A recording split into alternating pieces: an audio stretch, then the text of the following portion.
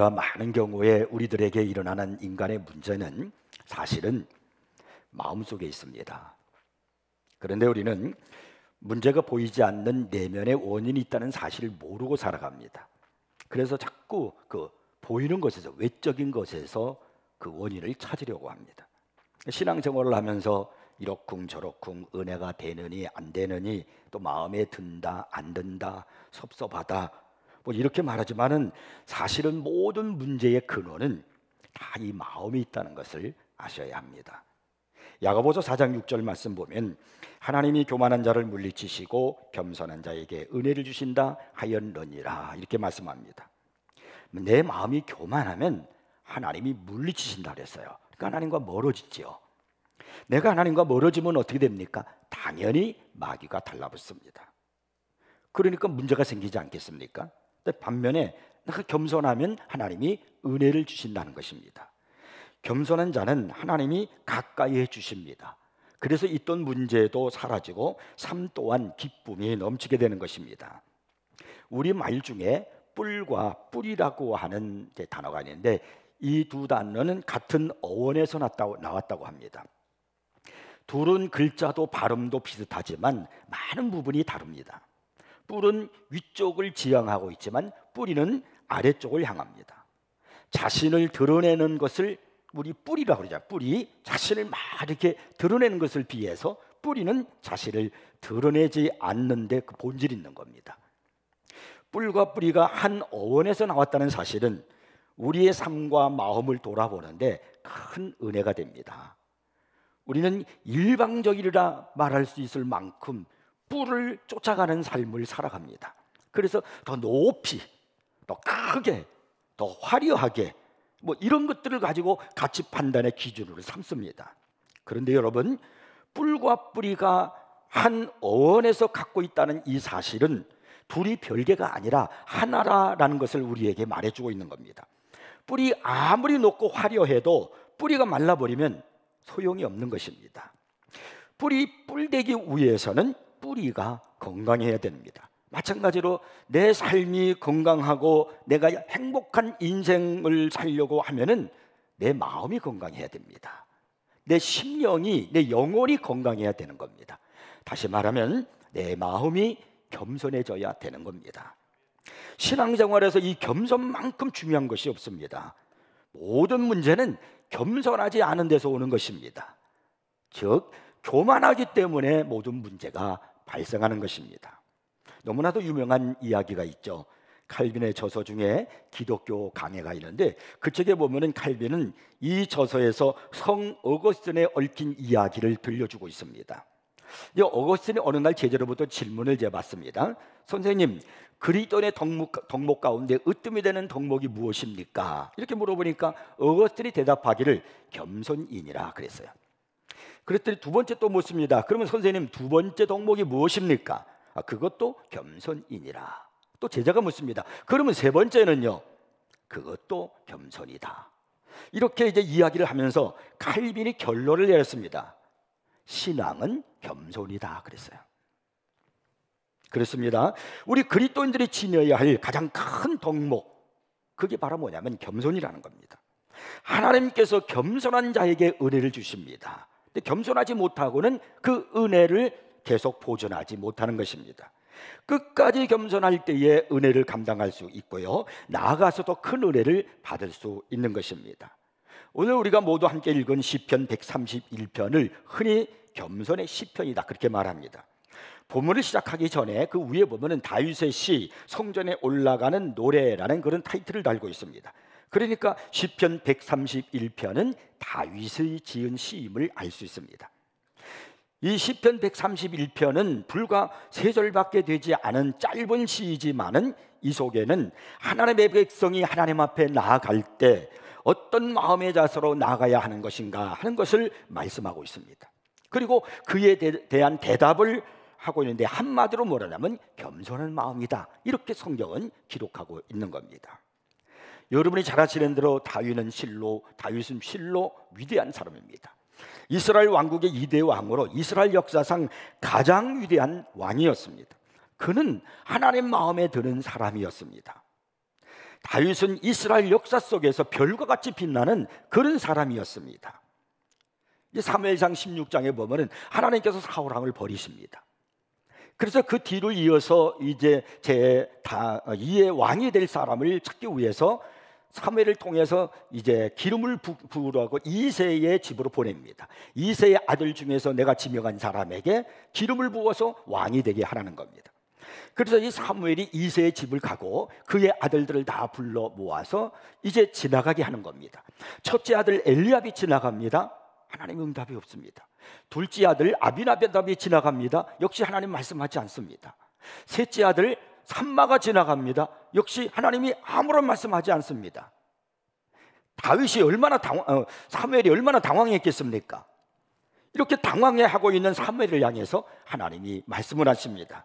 내가 보는 것은 사람과 같지 아니하니 사람은 외모를 보거니와 나 여호와는 중심을 보느니라. 그리고 하나님께서 선택한 사람이 누굽니까?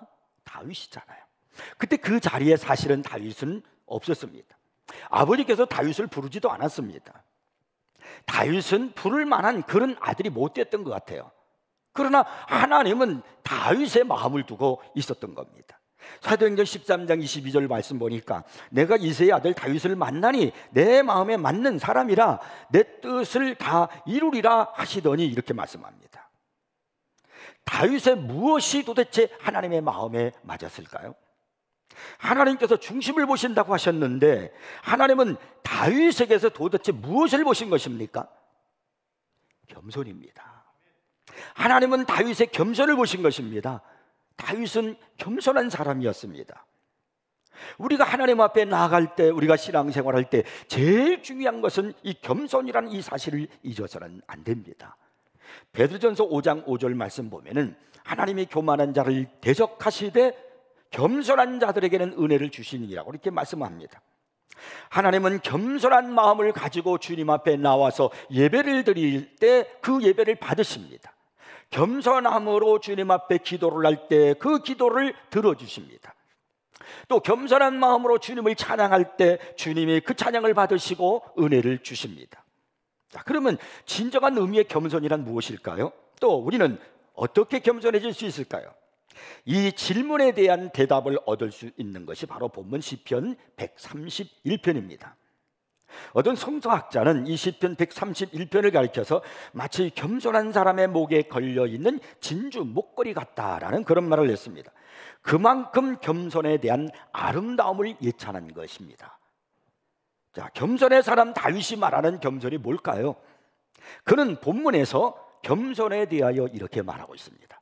첫째로 겸손은 교만하지 않겠다고 결단하는 것이다 라고 말합니다. 야, 겸손이 뭐냐? 교만하지 않겠다고 결단하는 것이라는 겁니다. 타락한 우리 인간 죄악의 마음 속에는 다 교만해지고 싶어 하는 마음이 있습니다. 그런 본능을 가지고 있어요. 그것이 바로 타락한 우리 인간의 본성입니다. 그런데 이 교만해지고 싶은 이 마음을 어디서 배운 것일까요? 바로 마귀입니다. 이사야서 14장 12절 이하를 보면은 사탄이 된 원인이 나와요. 본래 이 사탄의 정체는 천사장이었다고 가르칩니다. 천사장이 타락해서 사탄이 된 것입니다. 그렇다면 천사장이 왜 타락했습니까? 이사야서 14장 13절부터 보면은 사탄이 사탄 될 수밖에 없었던 그 원인을 성경은 이렇게 말씀하고 있습니다. 내가 내 마음에 이르기를, 하나님이 지금 사탄에게 말하는 거예요. 내가 하늘에 올라 하나님의 무별 위에 내 자리를 높이리라. 내가 북극 지폐의 산 위에 앉으리라. 가장 높은 구름에 올라가 지극히 높은 이와 같아지리라 하는도다. 이 말씀에서 계속 강조하고 있는 단어가 있어요. 그것이 바로 뭐냐면 내가라는 거야. 내가. 근데 우리 성경 개역 개정 한글 성경을 보면은 14절에는 내가라는 단어가 나오지 않습니다. 그래서 자막에 띄울 때는 제가 거기다가 가로를 쳐놓고 내가 이렇게 써놨어요. 근데 원문이나 그 영어 성경에 보면 내가 이렇게 나와요. 내가 I will, 자기 뜻, 자기 의지를 나타내는 거예요. 그럼 내가 두 번 더 나옵니다. 여러분, 이것이 교만이라는 거예요. 우리는 주어가 내가 되어서는 안 돼요. 항상 우리는 주께서가 되어야 되는 겁니다. 세상의 모든 피조물들은 창조주 하나님이 주인이시기 때문에 항상 주께서 이렇게 돼야 되는 겁니다. 그런데 나도 모르게 내가 자꾸 이런 말이 튀어나오잖아요. 그러면 지금 나는 마귀에게 끌려가고 있다는 사실을 기억하셔야 됩니다. 사탄의 원조는 내가입니다. 내가. 피조물인 천사가 하나님과 비기려고 하는 교만, 자기를 하나님의 자리에 놓으려고 하는 것, 이것이 사탄이 타락한 원인입니다. 여러분, 피조물이 어떻게 하나님과 비기려고 합니까? 하나님을 찬양하고 경배해야 할 천사가 어떻게 하나님의 자리에 앉으려고 합니까? 이것이 교만이고, 그래서 타락한 것이 사탄인 것입니다. 다윗은요, 겸손한 사람이 되기 위해서 그가 교만하지 않을 것을 결단을 했습니다. 그 1절을 여러분 보시면, 다윗은 겸손한 신앙의 사람으로 살아가기 위해서 세 가지를 내가 결코 행하지 않겠다라고 그렇게 결단을 이야기하고 있습니다. 자, 1절을 제가 한번 읽어보겠습니다. 여호와여, 내 마음이 교만하지 아니하고 내 눈이 오만하지 아니하오며 내가 큰 일과 감당하지 못할 놀라울 일을 하려고 힘쓰지 아니하나이다. 자, 여기서 다윗이 처음에 먼저는 뭐라고 하냐면 마음이 교만하지 아니하고 이렇게 말해요. 자기가 교만하지 않기 위해서 내 마음이 교만하지 않겠다는 거예요. 교만은 마음에서 시작되기 때문에 그렇습니다. 교만은 우리의 이 부패한 마음에서부터 시작되는 겁니다. 우리의 타락한 본성은 얼마나 쉽게 교만에 빠지는지 모릅니다. 그래서요, 그냥 연습하지 않아도, 노력하지 않아도 저절로 이루어지는 것이 바로 뭐냐면 교만입니다. 참, 우리가 별것도 아닌 걸 가지고 교만할 때가 얼마나 많아요. 다른 사람보다 좀 더 키가 크다고 교만하고, 다른 사람보다 얼굴이 조금 더 이쁘다고 교만하고, 다른 사람보다 좀 더 공부를 했다고 교만하고, 다른 사람보다 가진 것이 더 많다고 교만하고, 또 우리 예수 믿는 사람들 가운데는요, 내가 다른 사람보다 기도 많이 했다고 교만하고, 다른 사람보다 성경 많이 읽었다고 교만하고, 다른 사람보다도 신앙생활 오래 했다고 교만하고, 내가 11조도 많이 하고 헌금 많이 했다고 교만하고, 얼마나 그런 일들이 많습니까? 그런데 이런 교만이 다 어디에서 시작되느냐? 성경이 말씀하죠, 마음에서 된다는 거예요. 그러므로 우리가 조심하고 또 조심하고 조심해야 될 것이 바로 뭐냐면 내 마음입니다.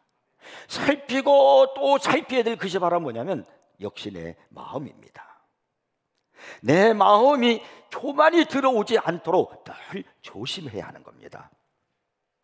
제가 목회를 하면서 늘 참 은혜를 누리며 부르는 찬송이 있어요. 참 제가 제일 좋아하는 찬송이에요. 여러분들은 아마 제가 몇 번 얘기했으니까 잘 아실 거예요. 겸손히 주를 섬길 때 괴로운 일이 많으나 구주여 내게 힘주사 잘 감당하게 하옵소서. 내가 겸손히 주를 섬기려고 할 때 괴로운 일이 많아요. 우리가 정말 주님을 섬기고 신앙생활 하다 보면 괴롭고 힘든 일들이 얼마나 많은지 모릅니다. 그때 구주여 내게 힘주사 잘 감당하게 하소서. 이것이 겸손한 마음으로 살아가고자 하는 그런 우리의 마음의 자세가 되어야 되지 않겠습니까? 그 다음에 이 다윗이 뭐라 그러냐면 내 눈이 오만하지 아니하오며 라고 그렇게 말했습니다. 마음에 있던 교만이 이제는 눈으로 나타납니다. 마음의 교만은 숨길 수 있습니다. 그러나 눈에 나타난 교만은 숨길 수가 없습니다. 사람의 눈을 보면 그 사람의 겸손과 교만을 쉽게 알아챌 수 있습니다. 왜냐하면 교만은 눈으로 나타나기 때문입니다.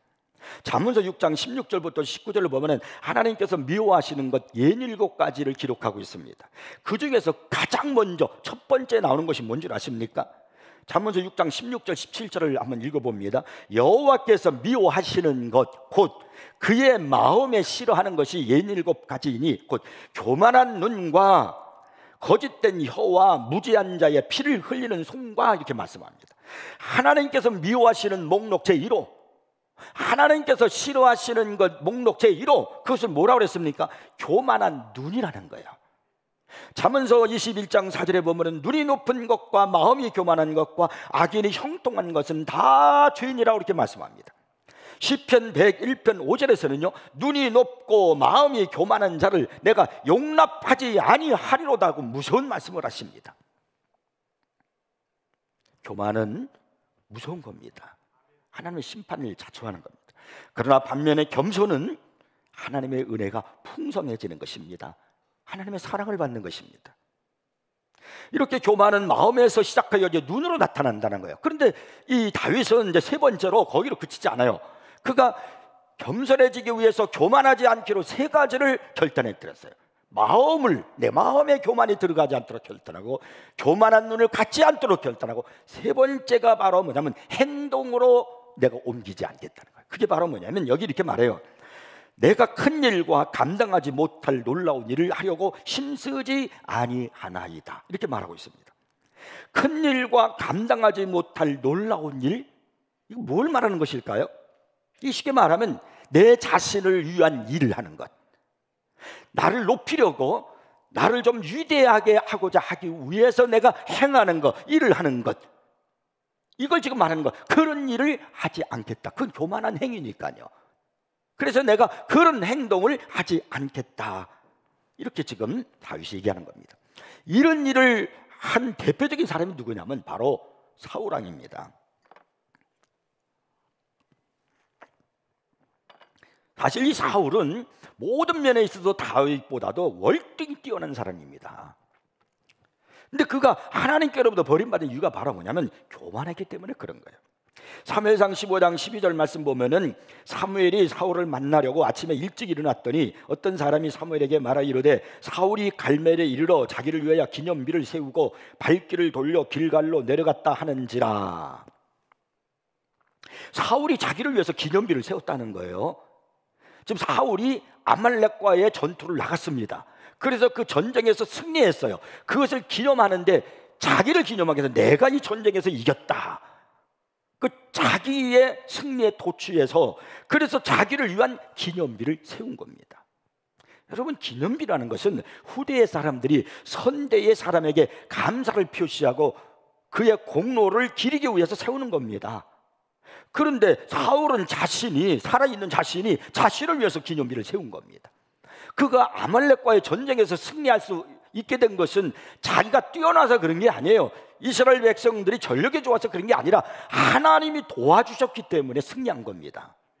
그럼에도 불구하고 하나님의 도우심을 망각하고 전쟁의 승리의 원인을 자기에게 돌리고 있는 겁니다. 자기를 위해서 그 일을 행하는 거죠 지금. 그래서 자기를 위한 기념비를 세운 거예요. 이게 교만이라는 거예요. 그래서 이 사울은 인생이 끝난 겁니다. 하나님께로부터 버림받은 겁니다. 사울이 왜 기념비를 세웠습니까? 교만했기 때문입니다. 하나님은 결국 교만한 사울을 버리셨습니다.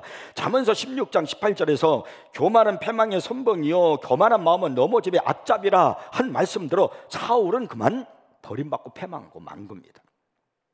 그래서 다윗이 세 번째로 내가 겸손한 사람이 되기 위해서 내가 하지 말아야 교만하지 않기 위해서 행동을 옮기지 않겠다는 거예요. 그게 바로 뭐냐, 내 자신을 드러내기 위해서, 나를 높이기 위해서, 나 자신을 위해서 행동을 하지 않겠다, 그렇게 지금 말하는 겁니다. 근데 사울은 그 행동을 한 거예요. 그래서 하나님께로부터 버림받은 겁니다. 오늘 우리는 어떻습니까? 하나님께서 허락하시지 않은 일을 내가 하려고 하지는 않습니까? 자신을 드러내기 위해서 힘쓰고 있지는 않습니까?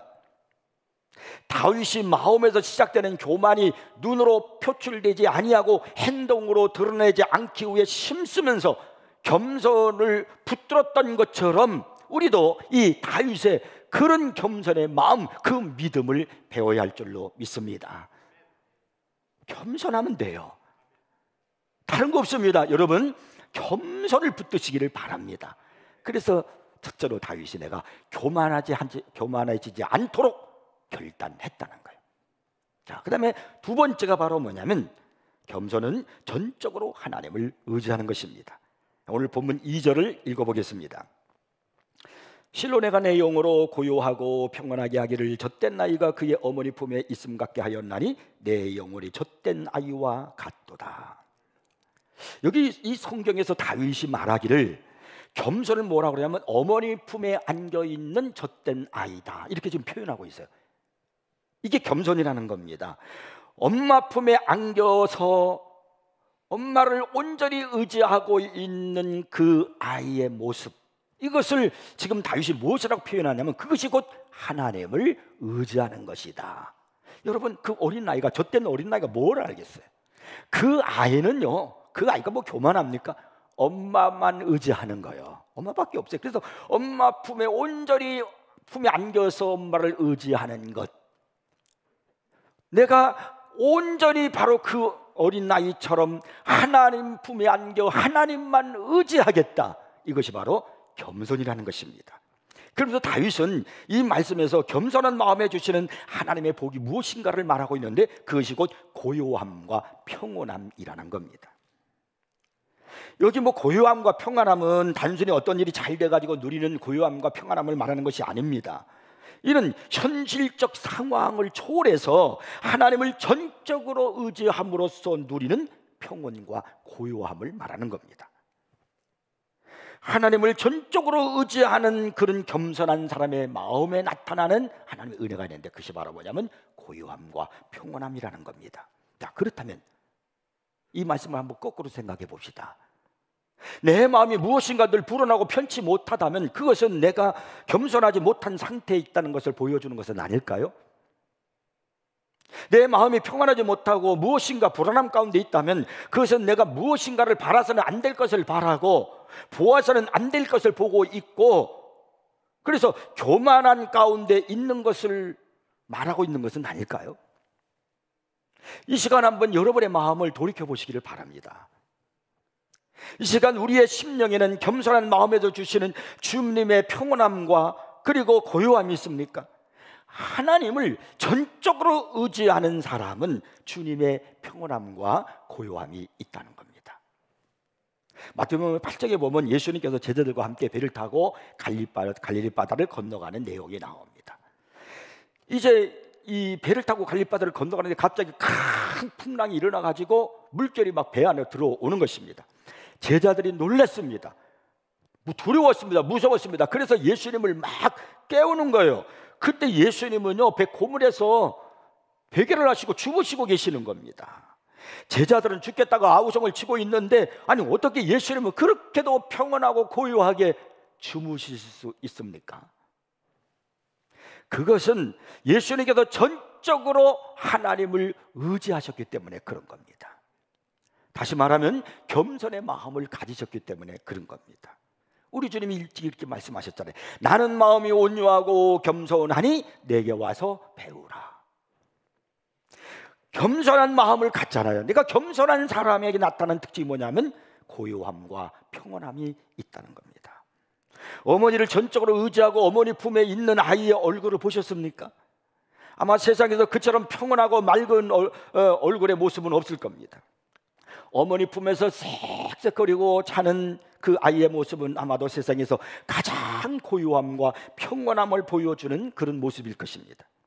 이것이 겸손한 자에게 주시는 하나님의 축복입니다. 그러니까 세상에 어떤 풍랑과 위험과 지금 뭐 코로나가 뭐 덥고 한다 할지라도 내가 겸손의 마음을 갖고 있으면, 하나님을 전적으로 의지하고 내가 살아가면 내 마음속에 주님은 그 상황 속에서 고요함과 평안함을 주신다는 겁니다. 예수님께서 풍랑이 일고 있는 그 배 안에서 평안함과 고요함으로 주무시고 계셨던 것처럼 내 삶이, 내 인생이 그렇게 된다는 거예요. 그 은혜가 여러분에게 있기를 축복합니다. 자, 3절에서 다윗은 겸손의 마음을 가진 사람의 모습을 이렇게 결론적으로 이제 선언하고 있습니다. 이스라엘아, 지금부터 영원까지 여호와를 바랄지어다. 여기 바랄지어다, 이 말은 기대할지어다, 그런 말입니다. 겸손한 사람은 인생의 참된 만족이 하나님께만 있음을 믿고 하나님만 바라봅니다. 젖된 아이는 엄마의 품으로 만족하는 겁니다. 젖된 아이가 엄마의 품이 그리워서 막 울고 있는데 그 아이에게 장난감을 쥐어준다고 좋아하겠습니까? 그 울고 있는 그 아이에게 돈을 쥐어준다고 그 아이가 좋아하겠습니까? 예쁜 옷을 사준다고 좋아하겠습니까? 그 아이에게 지금 가장 필요한 것이 바로 뭐냐면 엄마의 품이에요. 그것만이 젖된 아이에게 평안이 될 것이고 참 만족이 될 것입니다. 인생의 진정한 평안은 여호와를 바라볼 때 주어지는 겁니다. 여기 3절에서 이스라엘아 이렇게 좀 부르고 있잖아요. 근데 그 이스라엘아 이렇게 하고 있는 이 말씀을 여러분의 이름을 넣어서 한번 읽어보세요. 자, 제가 한번 제 이름을 넣어서 읽어보겠습니다. 주소가 지금부터 영원까지 여호와를 바랄지어다. 제 이름을 넣으니까 이렇게 되는 거예요. 지금부터 영원까지라는 이 말은 언제나 항상 그런 뜻을 지니고 있는 겁니다. 그렇다면 다시 한번 제 이름을 넣어서 한번 읽어보겠습니다. 주소가 언제나 항상 여호와를 바랄지어다. 그런 말이에요. 자, 그러면 여러분의 이름을 넣어서 한번 읽어보세요. 자, 다시 한번 제가 제 이름을 넣고 읽어볼게요. 주소가 언제나 항상 여호와를 바랄지어다. 이번에는 여러분의 이름을 넣고 영상으로 예배 들으시는 여러분들도 이름을 넣고 한번 읽어봅시다. 우리 다 같이 한번 읽어봅시다. 자기 이름을 넣고 시작. 주소가 언제나 항상 여호와를 바랄지어다. 여러분, 우리가 언제 교만해지신 줄 아십니까? 내 시선이 하나님께로부터 멀어질 때예요. 마치 자기가 모든 것을 다 이루고 사는 것처럼 말입니다. 그러나 아닙니다. 모든 것을 이루시는 분은 하나님이십니다. 그분이 내 신앙의 알파요 오메가 되시며 내 축복의 근원이시고요, 내 생존을 가능하게 하시고 나를 여기까지 오게 하시고 지금 이 순간도 나를 인도하시는 하나님이십니다. 그래서 겸손이 뭐냐? 여호와를 바라는 거예요. 의지하는 거예요. 주님을 바라보는 거예요. 멧돼지 한 마리가 몹시도 배가 고팠습니다. 그날따라 아무리 헤매도 토끼 한 마리가 보이지 않았습니다. 기진맥진한 상태에 이르러 떨어진 과일 하나를 발견했습니다. 이게 얼마나 맛있는지 막 허겁지겁 먹어치웠습니다. 그러다 보니까 힘도 좀 생기고 눈도 밝아졌습니다. 더 먹고 싶어졌습니다. 그래서 막 땅을 막 팠습니다. 땅에서 발견했으니까 땅 속에 있는 줄 알고 이 멧돼지가 땅을 막 파는 거야. 아무리 파고 또 파도 과일은 없었습니다. 막 그냥 발이 모두 부르터서 피가 나고 주둥이가 막 엉망이가 되었습니다. 이제 기진맥진한 이 멧돼지는 더 이상 힘이 없었어요. 그래서 그만 벌렁 두르고 말았습니다. 근데 이게 웬일입니까? 그렇게도 자기가 찾아 헤맸던 과일들이 나무 위에 수없이 매달려 있는 거예요. 벌렁 두르고 보니까 땅속에 있는 자고 땅만 봤는데 한 번만 갖다 몸으로 들이받았더라도 많은 과일들이 우주주주 떨어졌을 텐데 이제는 이 멧돼지는 일어날 힘조차 없게 되고 말았다는 겁니다. 이 모습을 보면서 꼭 우리의 모습은 아닌가 생각해 보셔야 돼요. 내가 여호와를 바라보면 거기에서 주님이 예비하신 놀라운 은혜와 축복들이 무수히 많이 내게 주실 텐데 우리는 그걸 모르고 자꾸 땅을 봅니다. 빵파에 나오는 줄 알고 땅만 쳐다봅니다. 겸손은 여호와를 바랄지어다예요. 여호와를 기대할지어다예요. 하나님께서 다윗을 쓰신 이유가 뭡니까? 다윗이 위대해서 그런 게 아니에요. 그 사람이 겸손한 사람이었기 때문입니다. 그는 늘 하나님을 바라보고 그리고 주님을 의지했기 때문입니다. 사람을 보거나 땅을 보지 않았습니다. 그는 늘 하나님을 바라보고 살았습니다. 하나님은 이런 다윗을 기뻐하셨던 것입니다. 그리고 그를 쓰신 거예요.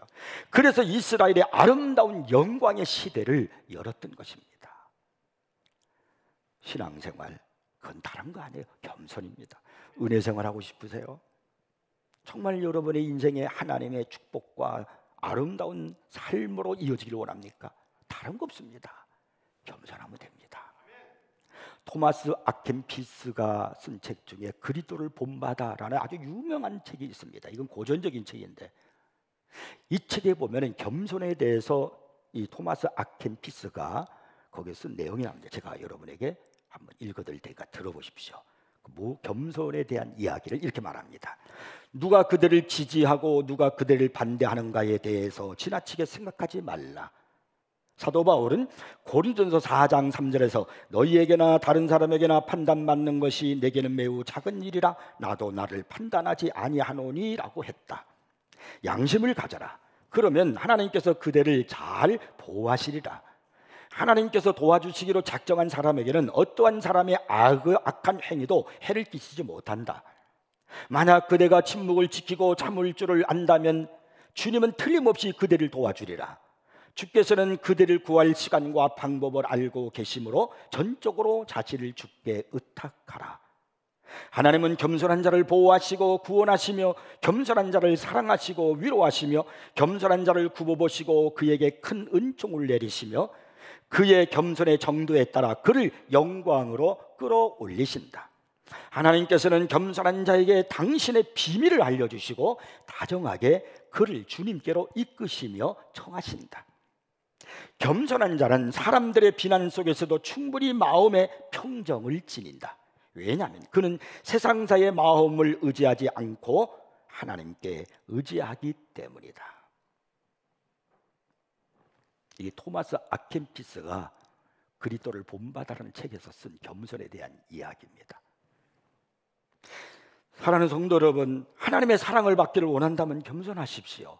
하나님이 나를 붙들어 주기를 원한다면 겸손하십시오. 하나님께서 나와 가까이 계시기를 원한다면 겸손하십시오. 시편 147편 6절에 보니까 여호와께서 겸손한 자를 붙드신다 이렇게 말씀하고 있습니다. 잠언서 15장 33절에서는 겸손은 존귀의 길잡이라 이렇게 말씀하고 있습니다. 오늘 우리에게 정말 필요한 건 다른 거 아닙니다. 겸손입니다. 우리 사랑하는 생교 성도 여러분, 우리 모두가 겸손한 사람이 되기를 바랍니다. 내 마음이 겸손해지기를 바랍니다. 첫째도 겸손이요, 둘째도 겸손이요, 셋째도 겸손이라고 말한 이 어거스틴의 이 말, 이 사실을 결코 잊지 말고 오늘 기도하면서 하나님, 내 마음에 겸손의 영을 주시옵소서. 예수님의 겸손을 나에게도 주시어서 겸손으로 살아가게 하옵소서. 이렇게 기도하고 이 믿음으로 살기를 축복합니다. 기도하겠습니다.